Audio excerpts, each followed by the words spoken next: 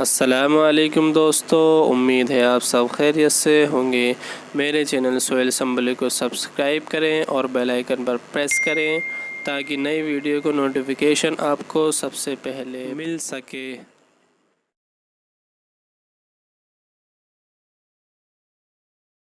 کے دیے ہوئے مال میں سے خرچ فرماتے ہیں۔ اللہ نے جو عطا فرمایا ہے اس میں سے اللہ کی راہ میں نکالتے ہیں۔ یہ تعبیر اس لیے استعمال کی گئی ہے تاکہ ذہن میں یہ بات رہے کہ عطا فرمانے والی ذات اور وہ خالق جس نے تمہیں اس دولت سے، اس نعمت سے سرفراز فرمایا ہے، یہ اس کا احسان ہے، تمہارے ہنر کا کمال نہیں ہے، تمہاری قوت اور طاقت کی بنیاد نہیں۔ اگر ہنر سے پیسہ کمایا جاتا یا پھر انسان کی اپنی محنت کا ہی سب کچھ دخل ہوتا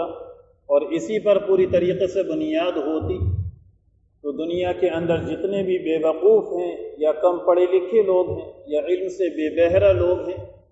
یقیناً وہ لوگ تو بھوک کی شدت سے ہی مر گئے۔ اس آیت نے نشاندہی کر دی اس بات کی طرف کہ جو بھی مال و دولت دیا گیا ہے، بندوں کو نوازا گیا ہے، یہ اللہ رب العزت کا احسان ہے اور اللہ کی جانب سے عطا فرمایا ہے۔ جب اللہ نے یہ نعمت دی ہے تو ابھی اس کے کچھ حقوق بھی ہیں جنہیں ادا فرمانا ہے، جس کا حکم دیا گیا قرآن کے اندر،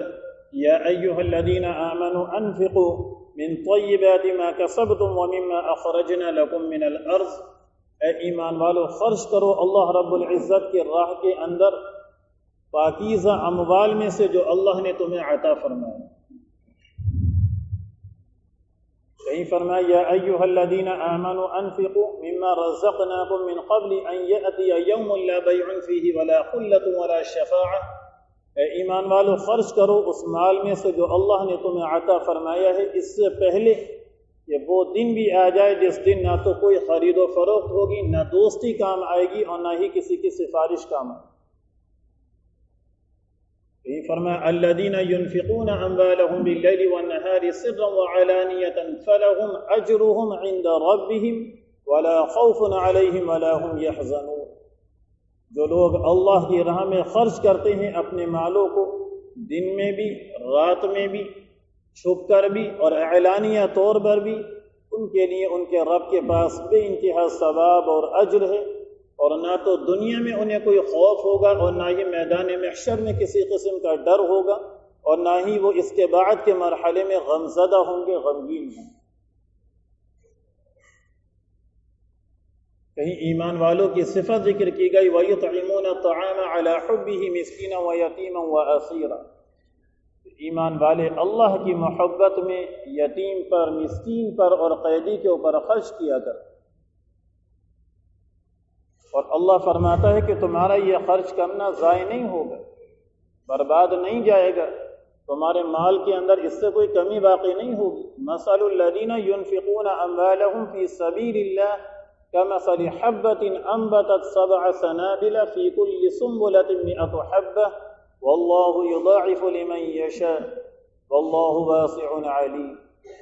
ان لوگوں کی مثال جو اللہ کی راہ میں خرچ کرتے ہیں ایسا ہے جیسے کہ انہوں نے کوئی دانہ لگایا ہو،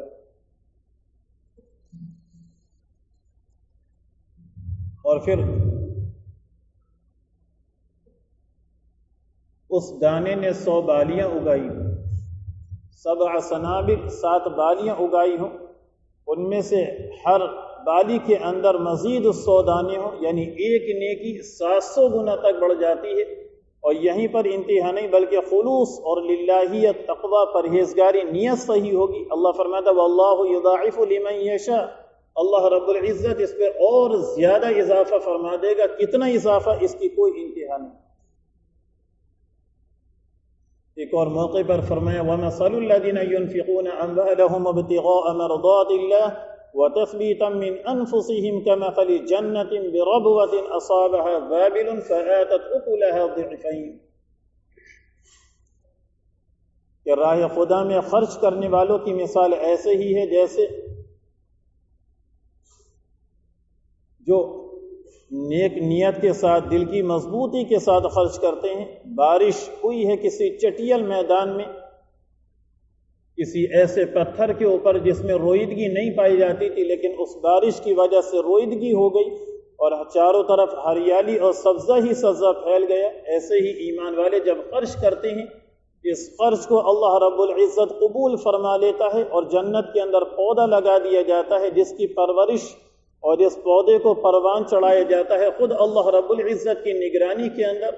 اور جب انسان دنیا سے جا کر اللہ کی بارگاہ میں حاضر ہوگا تو اس موقع پر اسے اس کا ثواب دکھلایا جائے گا اور یہ پودا اسے دکھلائے گا. یمحق اللہ الربا ویربی الصدقات، اللہ رب العزت کاروبار میں اضافہ کرتا ہے اور سود کے معاملات کو گھٹایا کرتا ہے.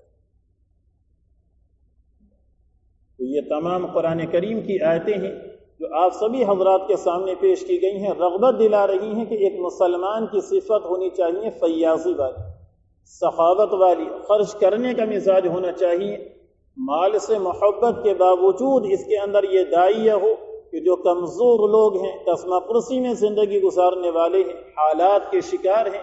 تباہ حال ہیں، کھانے کے لیے جن کے پاس نہیں ہے، پہننے کے لیے نہیں ہے، جن پر فاقے در فاقے ہو رہے ہیں، ان کی فکر کرے. لیس المؤمن بالذی یشبع وجارہ جائع الی جنبہ، اس لیے کہ وہ شخص مسلمان کہلائے جانے کا مستحق نہیں ہے کہ جس کے برابر میں کوئی پڑوسی ہے اور وہ بھوک کے ساتھ زندگی گزار رہا ہے اور یہ مسلمان پیٹ بھر کر رات گزار رہا، سو رہا.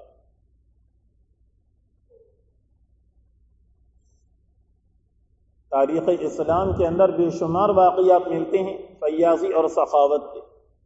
کہ جن لوگوں نے بڑے بڑے کارہائے نمایاں انجام دی. حاتم طائی کا نام لیا جاتا ہے کہ جن کی سخاوت بہت زیادہ مشہور اور معروف رہی. کسی شخص نے پوچھ لیا حاتم طائی سے کہ تم نے اپنے سے بھی زیادہ سخی انسان کسی کو دیکھا ہے؟ فرمانے لگے ہاں، ایک موقع پر میرا سفر میں جانا ہوا، وہاں ایک شخص نے ضیافت کے لیے دعوت دی. میں پہنچا اور جیسے ہی کھانا سامنے آیا، سری بنی ہوئی تھی. میں نے اس کھانے کی تعریف کری کہ سری بہت شاندار بنائی ہے. کہتے زبان سے اب یہ کلمات نکلے ہی تھے اور لقمے چل ہی رہے تھے، اتنے میں دوسری سری میری خدمت، تیسری سری، حتیٰ کہ جو وہاں مہمان بیٹھے ہوئے تھے سریاں آتی رہیں، وہ مہمان تناول فرماتے رہیں. صورت حال یہ کہ 100 بکریوں کے سر ہمارے سامنے پیش کر دی. اور جب میں خیمے سے باہر نکلا تو دیکھا 100 بکریاں ذبح ہوئی ہیں جن کے سر ہماری خدمت میں پیش کیے گئے تھے. میں نے اس شخص سے سوال کیا کہ تیرے پاس بکریاں کتنی؟ تو نے 100 بکریاں ذبح کر دی. صرف ایک زبان کے کلمے پر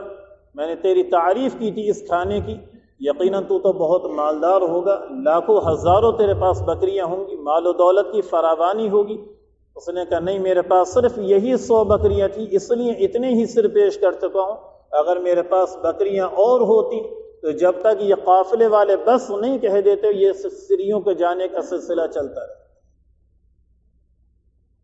کہتے اس وقت مجھے معلوم ہوا کہ مجھ سے بھی زیادہ سخی شخص موجود ہے. ایسے ہی عبید اللہ ابن عباس رضی اللہ تعالیٰ عنہ، اللہ کے رسول کے چچا زاد بھائی، وہ بھی ارشاد فرماتے ہیں ان سے وہ بھی بہت سخی تھے، اللہ کی راہ میں خرچ کرنے والے. کسی نے سوال کیا کہ آپ نے اپنے سے زیادہ سخی کسی سے شخص کو دیکھا ہے؟ فرمانے لگے ہیں کہ ہاں دیکھا. سفر ہی کا موقع تھا، جنگل ویرانے سے گزرتے ہوئے ہم ایک قافلے کے قریب پہنچے. انہوں نے ہماری ضیافت کے لیے ہمیں دعوت دی. بارش زیادہ تھی، ہم ان کے گھر میں ٹھہر گئے. پہلے دن اس نے ایک اونٹ ذبح کیا اور گوشت ہماری خدمت میں پیش کیا.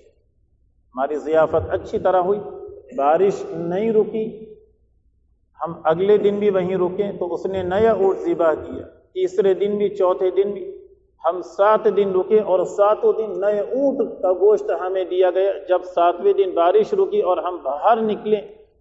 7 اونٹ ذبح ہوئے دیکھیں تو ہم نے اس شخص سے کہا کہ تمہیں 60 اونٹ ذبح کرنے کی کیا ضرورت تھی؟ یہ تو ایک اونٹ کا گوشت بھی ہمارے لیے کافی تھا. فرمانے لگا کہ یہ میری غیرت کے خلاف ہے کہ میرے گھر تازے گوشت کا انتظام ہو اور پھر میں اپنے مہمان کو باسی گوشت دوں. اور وہ گوشت ضائع نہیں ہوتا تھا، اسے وہ دھوپ میں سکھا کر رکھ لیتے تھے اور پھر استعمال کرتے رہتے تھے مہینوں مہینے۔ لیکن کیسی ضیافت اور کیسی مہمان نوازی کہ 7 اونٹ ایک مہمان کی خاطر، ایک ان کا خادم تھا، ایک وہ شخص، 3 لوگ تھے، 3 لوگوں کی خاطر روزانہ نیا اونٹ ذبح کیا جا رہا ہے کہ مہمان کو تازی گوشت، تازہ کھانا کھلایا جائے گا تاکہ وہ خوش ہو۔ اس لیے کہ حضرت ابراہیم علیہ السلام کی صفت یہی ذکر کی گئی ہے، وَهَلْ أَتَاكَ حَدِيثُ ضَيْفِ إِبْرَاهِيمَ الْمُكْرَمِينَ۔ قرآن مقدس کے اندر جن کی مہمان نوازی اتنی متعارف ہے کہ جب تک کوئی مہمان نہیں آ جاتا تھا اس وقت وہ کھانا تناول نہیں فرمایا ہے۔ اور پھر اللہ کے رسول صلی اللہ علیہ وسلم کی ضیافت بھی دی۔ یہ چند واقعات صرف آپ کا ذہن وہاں تک لے جانے کے لیے کیے گئے ہیں کہ حاتم طائی کی سخاوت ہو یا عبید اللہ ابن حارث کی ضیافت ہو یا ابراہیم علیہ السلام کی ضیافت ہو، واقعتاً ان کی سخاوتیں، ان کی مہمان نوازی سر آنکھوں پر ہیں، قابل تعریف ہیں، قابل رشک ہیں، قابل مبارکباد ہیں۔ لیکن اللہ کے رسول کے بارے میں حضرت انس رضی اللہ تعالیٰ فرماتے ہیں کان خلق الناس اخلق الناس، سب سے زیادہ با اخلاق اللہ کے رسول، کان اشجع الناس، سب سے زیادہ بہادر اللہ کے رسول، اور پھر فرمایا کان اسخى الناس، کہ لوگوں میں سب سے زیادہ سخی اگر کوئی شخص ہے وہ اللہ کے رسول صلی اللہ علیہ وسلم۔ بالخصوص رمضان المبارک کے تعلق سے حضرت عائشہ فرماتی ہیں کہ رمضان میں اللہ کے رسول کی سخاوت اتنی عام ہو جاتی تھی، اتنی کثرت کے ساتھ ہو جاتی تھی، جیسے عام ہوائیں چلا کرتی ہیں اور تیز آندھی آتی ہے، ان میں فرق ہوتا ہے، ایسے ہی اللہ کے رسول صلی اللہ علیہ وسلم کے عام دنوں کا خرچ اور عام دنوں میں ضیافت اور رمضان کی ضیافت میں فرق ہو جایا کرتا، جبکہ عام دنوں کی ضیافت کیا ہے، ایک وقت بھی پیٹ بھر کر خود کھانا نہیں کھا رہے ہیں اور دوسروں کو کھلا رہے ہیں۔ ایک موقع پر اعلان فرما رہے ہیں کہ یہ اصحاب صفہ ہیں جو بھوک اور پیاس سے تڑپ رہے ہیں، کھانے کے لیے نہیں ہے، کوئی ہے شخص ایسا جو ان کو لے جائے اور انہیں کھانا کھلائے۔ پھر فرمایا کہ اگر کسی کے گھر 2 کھانوں کا انتظام ہو تو وہ ایک کو لے جائے تاکہ وہ 2 کھانا 3 لوگوں کے لیے ہو، کسی کے گھر پہ 3 کا انتظام ہو وہ ایک کو لے جائے۔ ایسے ہی آپ نے ذکر کیا حضرت ابوبکر رضی اللہ عنہ 3 مہمانوں کو لے کے گئے اور خود اللہ کے رسول کی حالت یہ تھی کہ 10 مہمانوں کو اپنے گھر لے جا کر آپ نے ضیافت فرمائی۔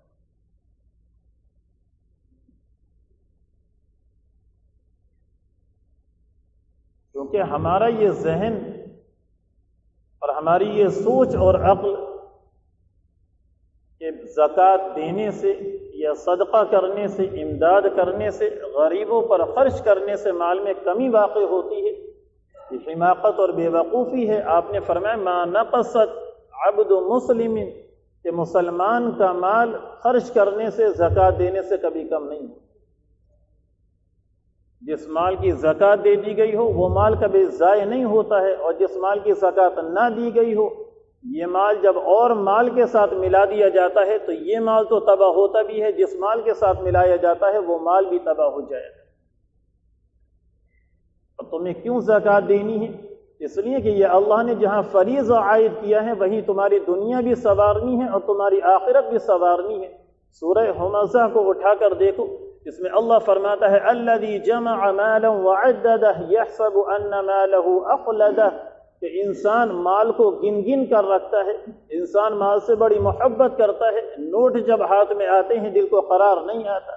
صبح بھی گنتا ہے، شام کو بھی گنتا ہے اور اس مال کو جمع کر کے رکھتا ہے، اور اس پر مزید سوچ اس کی یہ ہوتی یحسب ان مالہ اخلدہ، کہ یہ مال مجھے ہر شر سے بچا لے گا، ہر فتنے سے بچا لے گا، ہر برائی سے بچا لے گا، ہر مصیبت سے بچا لے گا۔ یہ اس کی سوچ ہے تو یہ غلط سوچ ہے، اس لیے کہ کلا لینبذن فی الحطمہ وما ادراک ما الحطمہ، ایک وہ وقت بھی آنے والا ہے جب یہ مال جس کو اس نے بار الہ میں راہ خداوندی میں خرچ نہیں کیا، نام اعمال بائیں ہاتھ میں دیا جائے گا، اس وقت پکار رہا ہوگا یا لیتنی لم اوت کتابی ولم ادری ما حسابیہ ما اغنی عنی مالیہ، کہ جس مال پر میں فخر کیا کرتا تھا، اکڑتا تھا، جس کے بارے میں میری سوچ یہ تھی کہ یہ مال مجھے بچا لے گا، اسی مال نے مجھے تباہ و برباد کر دیا، اسی مال نے مجھے ضائع کر دیا۔ آج میری حکومت بھی ختم، سلطنت بھی ختم، بادشاہی بھی ختم، رعب و دبدبہ بھی ختم، مقام جو ملا ہوا تھا معاشرے میں وہ بھی میرا باقی نہیں ہے، اور جو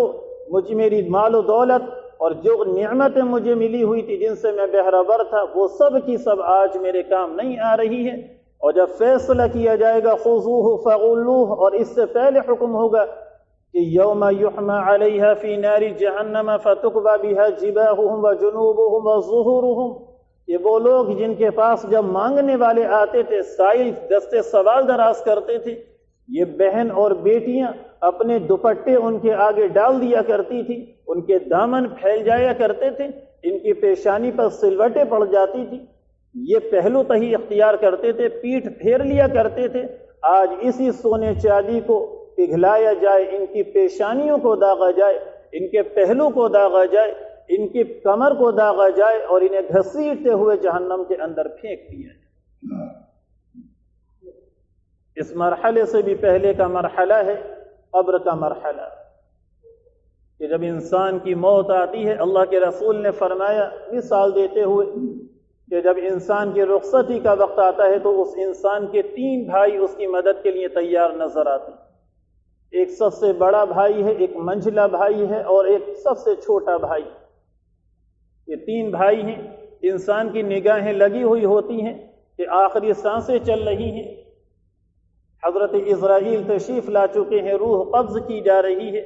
مرحلہ بہت سخت اور سنگین ہے۔ وہ تینوں بھائیوں کی طرف نگاہ اٹھا کر دیکھتا ہے کہ ہے کوئی تم میں سے جو اس موقع پر میری معاونت اور مدد کر سکے؟ نگاہیں تینوں بھائیوں کی طرف لگی ہوئی ہیں، لیکن بڑا بھائی فوراً انکار کر دیتا ہے کہ میں تمہاری کوئی مدد نہیں کر سکتا، کوئی تمہارے کام نہیں آ سکتا۔ نگاہیں منجھلے بھائی کی طرف جاتی ہیں، وہ بھی منع کر دیتا ہے کہ میں کوئی مدد اور کوئی خدمت نہیں کر سکتا۔ اس سب سے چھوٹے بھائی کی طرف نگاہ جاتی ہے، جس کو اس نے اپنے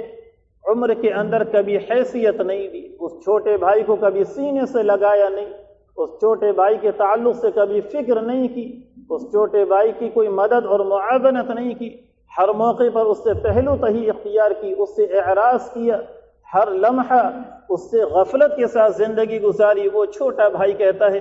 کہ جس طرح بھی ہو سکے گا، جس ممکن طریقے سے بھی ہو سکے گا، تیرے آخری وقت تک، حتیٰ کہ جنت میں داخلے تک میں تیرا ساتھ دوں۔ آپ نے فرمایا جانتے ہو یہ 3 بھائی کون ہیں؟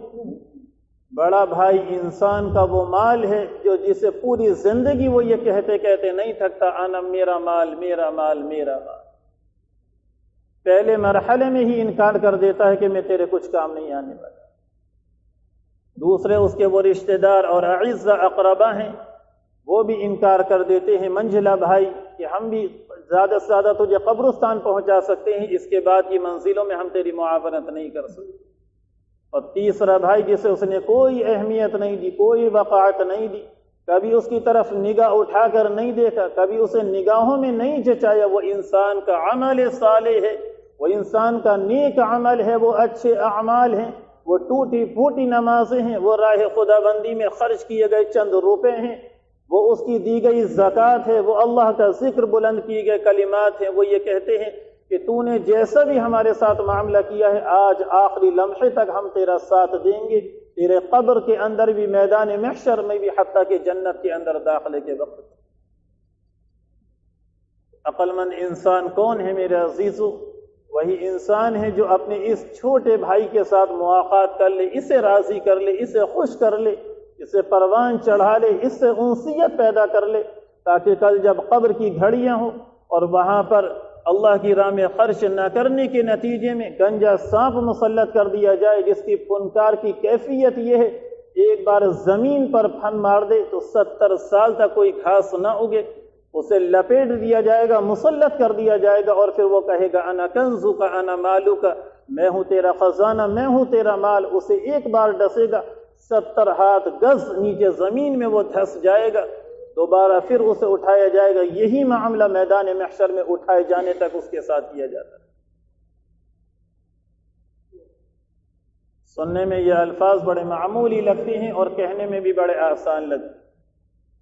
لیکن حقیقی پیرائی میں انہیں دیکھا جائے اور سمجھا جائے اور انسان اسلام کے اس عمل کی طرف متوجہ ہوا جائے تو آپ کو اندازہ ہوگا کہ اس پر کہیں سے کہیں تک معافی کا کوئی راستہ نہیں ہے۔ اگر معافی کی اجازت ہوتی تو اللہ کے رسول کے وصال کے بعد جس وقت بہت بڑا طبقہ مرتد ہو چکا تھا، اسلام چھوڑ چکا تھا صرف اس بات پر کہ ہم زکوٰۃ نہیں دیں گے، اگر ہم سے زکوٰۃ نہ لو تو ہم مسلمان باقی رہیں گے، اللہ کی گواہی دیں گے، رسول کی رسالت کی بھی گواہی دیں گے، نمازیں بھی پڑھیں گے، تمہارے ساتھ حج بھی کریں گے، سارے کام انجام دیں گے، صرف زکوٰۃ کے فریضے سے ہمیں معاف کر دو۔ حضرت ابو بکر صدیق رضی اللہ تعالیٰ عنہ کی بارگاہ میں حضرت عمر جیسے جلیل القدر صحابی تشریف لاتے ہیں، اے امیر المومنین، انہوں نے یہ دعویٰ کیا ہے اور یہ چاہتے ہیں آپ تھوڑی نرمی کیجیے اور انہیں سمجھایا جائے۔ حضرت ابو بکر صدیق جن کی نرم دلی مشہور ہے، جو اس قدر نرم دل ہیں کہ جب قرآن پڑھتے ہیں تو آنکھوں سے آنسو جاری ہو جاتے ہیں، اللہ کے رسول کو تکلیف میں دیکھتے ہیں تو دل بے چین ہو جاتا ہے، لیکن جب یہ جملہ سامنے آتا ہے ان قبیلوں کا، مرتد لوگوں کا جو اسلام چھوڑ چکے ہیں، جب وہ یہ تقاضا رکھتے ہیں، آپ فرماتے ہیں خدا کی قسم اگر کوئی شخص اللہ کے رسول صلی اللہ علیہ وسلم کو زکوٰۃ میں ایک اونٹ دیتا تھا، اس حال میں کہ اس اونٹ کے گردن میں رسی بندھا ہوا کرتی تھی، اگر وہ یہ کہے گا کہ میں صرف اونٹ دوں گا اور رسی نہیں دوں گا، تو ابو بکر کی جان میں جب تک جان باقی ہے ان سے قتال کرے گا، جہاد کرے گا، یا تو انہیں قتل کرے گا یا پھر خود شہید ہو جائے۔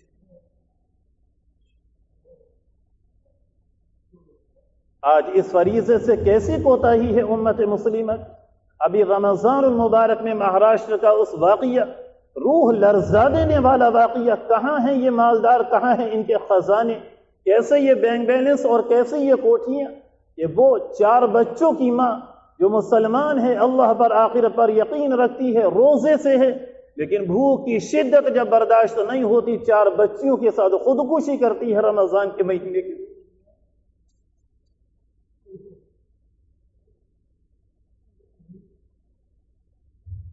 ان مالوں پر، ان خزانوں پر سانپوں کی طرح نہ بیٹھو میرے عزیز، یہ اللہ رب العزت نے اس لیے نہیں نوازی ہے تمہیں۔ یہ بوڑھے جو رمضان کے مبارک مہینے میں روزے رکھ کر رکشہ کھینچتے ہوئے نظر آ رہے ہیں،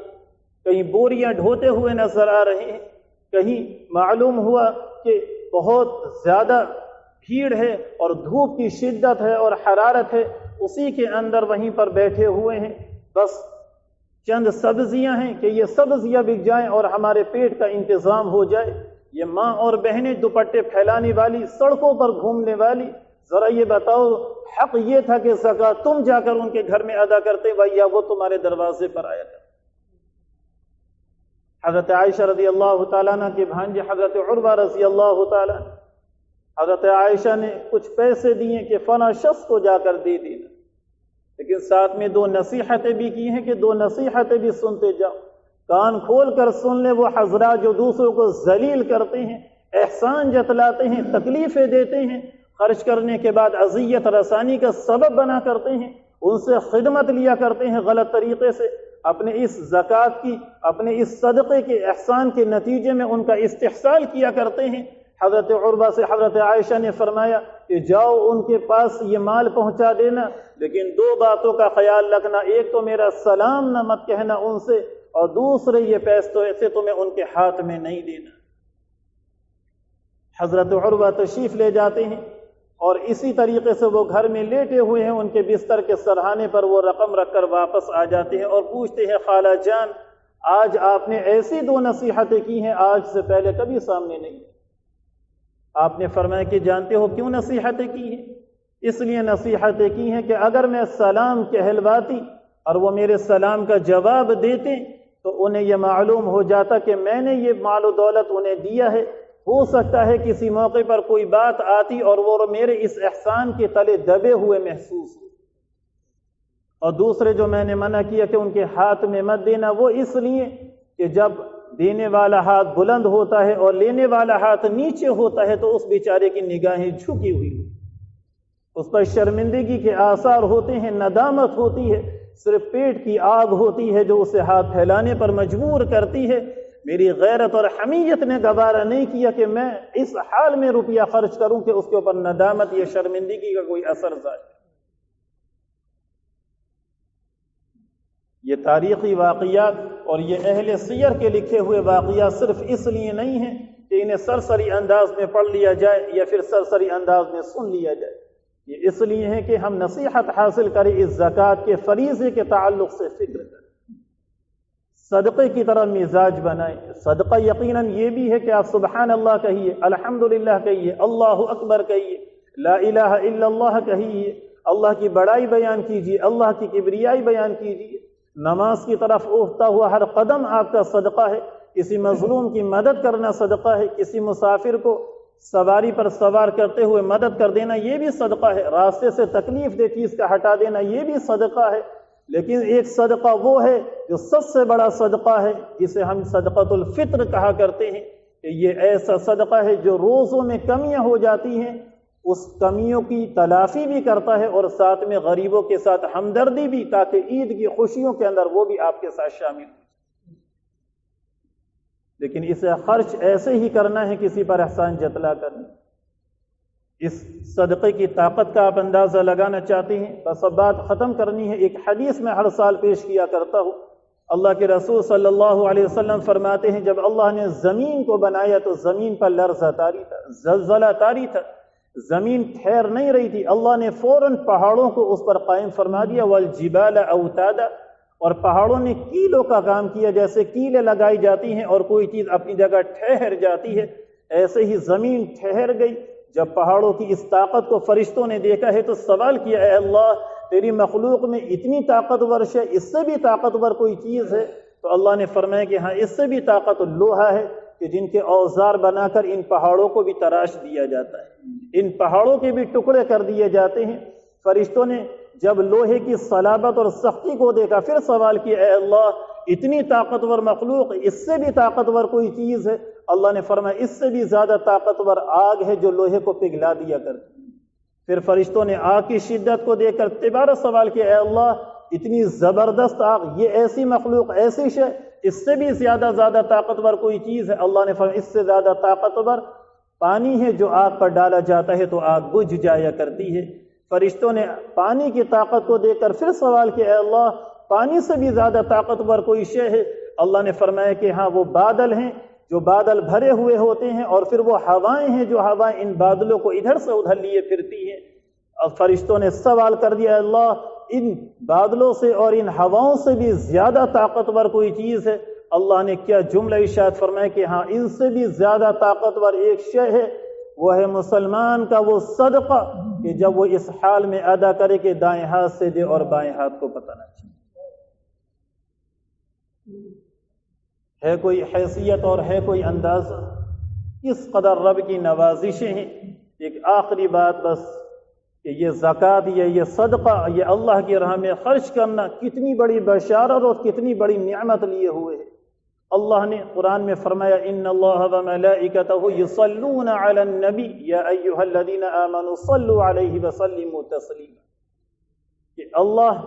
اپنے رسول پر درود بھیجتا ہے، فرشتے بھی بھیجتے ہیں، ایمان والو تم بھی بھیجو۔ اللہ کا درود یہ ہے کہ اللہ رحمت نازل کرتا ہے، فرشتوں کا درود یہ ہے کہ وہ اللہ سے دعا کرتے ہیں محمد صلی اللہ علیہ وسلم کے حق میں۔ مومنوں کا درود یہ ہے کہ وہ اس کے ذریعے سے مقام رفعت کو طلب کیا کرتے ہیں اللہ کے رسول کے حق میں۔ تو یہ تین حکم ہیں، لیکن ایک موقع پر اللہ فرماتا، خذ من اموالہم صدقۃ تطہرہم وتزکیہم بہا وصلی علیہم ان صلاتک سکن لہم۔ اے محمد، آپ ان مسلمانوں میں سے جو مالدار ہیں، غنی ہیں، صاحب حیثیت اور استطاعت رکھنے والے ہیں، ان سے مالوں کو لیجئے، اور جو ان کے غریب ہیں، فقیر ہیں، پریشان حال ہیں، ان پر خرچ کریے۔ اس سے کیا ہوگا؟ تطہرہم، اس سے وہ لوگ پاک ہو جائیں گے جنہیں اللہ نے نوازا ہے۔ اور اگلا جملہ فرمائے، وتصلی علیہم، آپ ان پر درود بھیجیے، ان پر سلامتی بھیجیے، ان پر رحمت بھیجیے۔ ان صلاتک سکن لہم، اس لیے کہ آپ کا درود، آپ کی رحمت، آپ کی دعا ان مومنوں کے دلوں کو سکون اور اطمینان عطا کرے۔ ہم یہ چاہتے ہیں کہ اللہ رب العزت کی یہ نعمت ہمیں حاصل ہو، اس سے ہم بہرہ بر ہوں، اور اللہ کے رسول کی وہ دعا مجھے اور آپ کو مل کر مل جائے، آخرت ہماری سنور جائے۔ تو ہم عید کا موقع آ رہا ہے، خاص طریقے سے پوری بستی کے اندر جو غربا، فقراء، یتیم ہیں، بیوائیں ہیں، مسکین ہیں، خود فکر کریں اور ان تک ان تمام خدمات کو پہنچانے کی کوشش کریں۔ اور اس تعلق سے اگر کوئی آپ کے ذہن کو خراب کرنا چاہے، آپ کے ذہن میں غلط باتیں ڈالنا چاہے کہ تم کیسے خرچ کر رہے ہو، کہاں خرچ کر رہے ہو، کہاں سے پیسہ آ رہا ہے، کس طریقے سے آ رہا ہے، کن ذرائع سے آ رہا ہے، تو ایسے لوگوں کی بدگمانیوں سے اور ان کی ان سازشوں سے اپنے ذہن کو پراگندہ نہ کریں۔ ایسے سوال اٹھانے والوں کی خود کی زندگیاں اٹھا دیجیے، جو حلال اور حرام کے فتوے جاری کر رہے ہیں، حلال اور حرام کو جنہوں نے ایک معیار بنا لیا ہے، مسجدوں میں بیٹھ کر چوپالے لگا کر اس طریقے کی باتیں کرنے والے، ذرا خود کی زندگی اٹھا کے دیکھیں، خاندان کے خاندان حرام سے پلتے ہوئے چلے آ رہے ہیں، آج تک زمین